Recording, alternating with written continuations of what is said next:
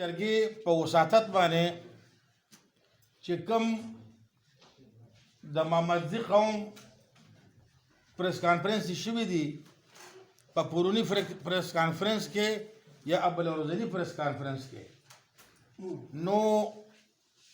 هغې وایي چې د نیر نه راپاس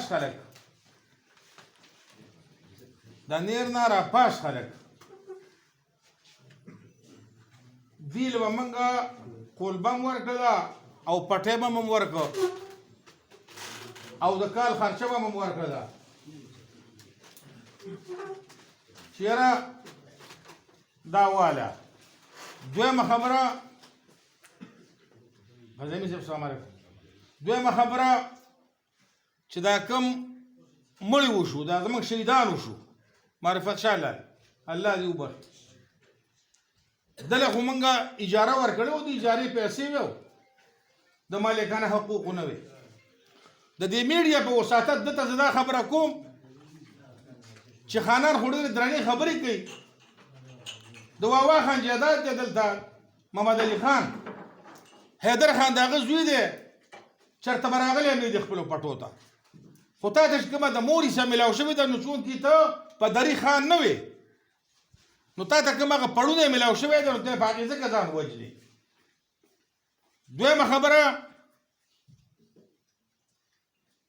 د جرګې زموږ نه مړي شوي دي د نیر نه راپاس خلک قبایل دي دې ته په میراثه کې اجره او جرګه پاتې شوې ده ما ته خو د ابا و اجداد نه جرګه او حجره پاتې شوې ده زه خو به په حجره کښېنم او په مسله به جرګه کوم او ته دا خبره کوې چې زه ستا په کور جنډه لګوم او دویمه دا خبره کې چې یاره ستاسې حیثیت نشته دی نو تا ته دا خبره د دې میډیا په وساطت کوم چې جنډه خو درکنار خبره ده ته خو صرف په زوړ تاریخ نه سبق زده که چې یاره د کوم ظلم او د جبر په نیت باندې موږ راپاڅېدلي وو وشنغر ته تللي شمالي ته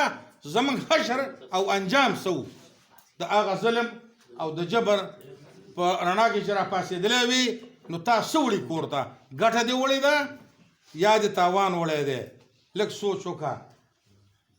ما ته د نیر نه بره اجره او جرګه پاتې ده خو زه به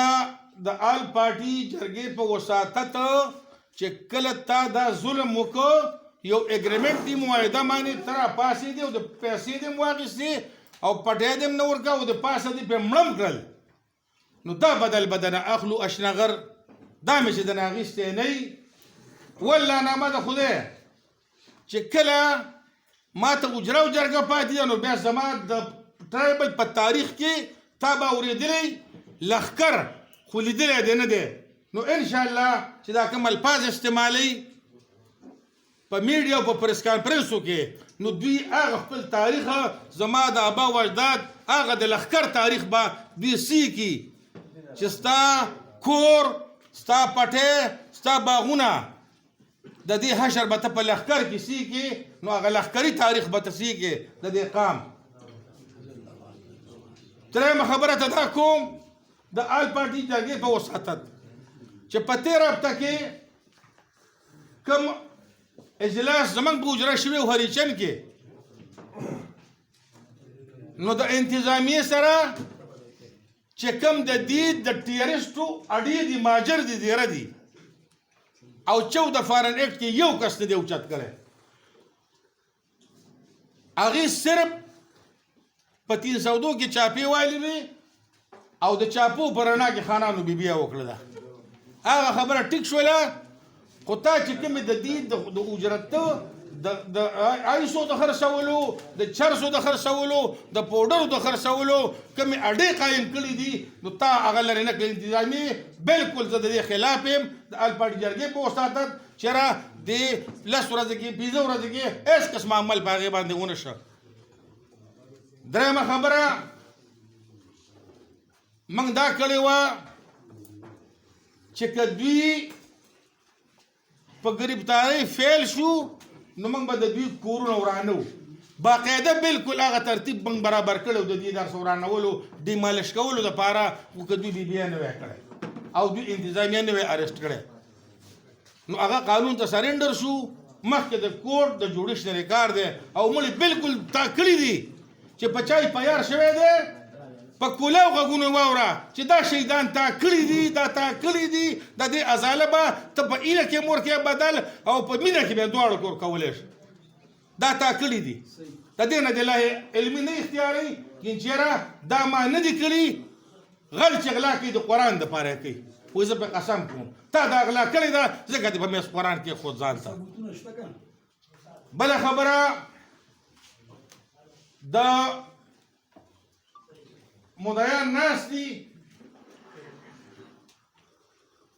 تا ته د دې پریس کانفرنس په وساطت د ال پارټي جرګې